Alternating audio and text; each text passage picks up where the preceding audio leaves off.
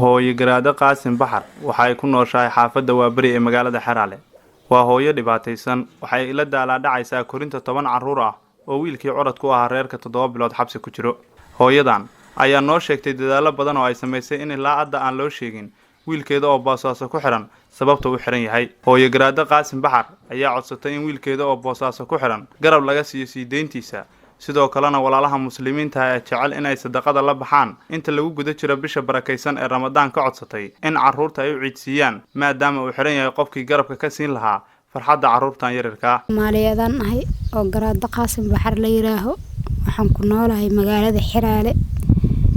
ciyaalkaas maatada ay ag fadhiyo aan ku haastaa wiilkii xugmada i ahaa ilmahaas ii korinay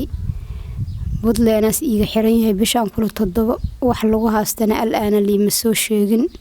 aabaheena waa ku agbaaba'san yahay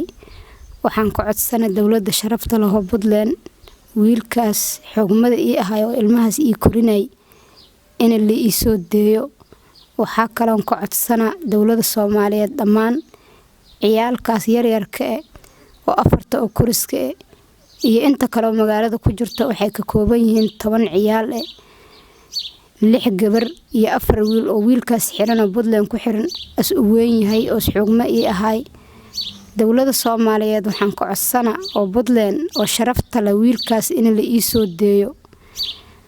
dawladda dhammaan waxaan ku codsana Soomaaliyeed ilmahaas iidooda meel iima saarno nolosha aan ku noolnahay Ilaahay subxaanahu wa ta'aala ahay nolol as og yahay waa ciyaalkaasna iidooda meel iima saarno Ilaahay subxaanahu wa ta'aala ahay nolol as nagu nooleystaan ku noolnahay waxaan ku noolnahay magaalada Xiraale waxaan ku noolnahay Galmudug dawladda sharafta leh budleen wiilkaas aan ku codsana in la ii soo deeyo waxay ku haysatana wali aan la ii soo dhigin. Hooyadan oo aan wax ka weydiiyay sida u dabartaan nolosha qoyskan ayaa ii sheegtay inay ku nool yihiin waxyaabo yaryar oo ay dadka magaalada ka helaan. Hadda bil hooy meel ka helaan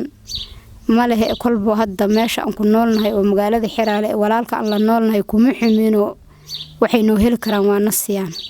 Xuseen Cali Xuseen warbaahinta qaranka degmada Xiraale.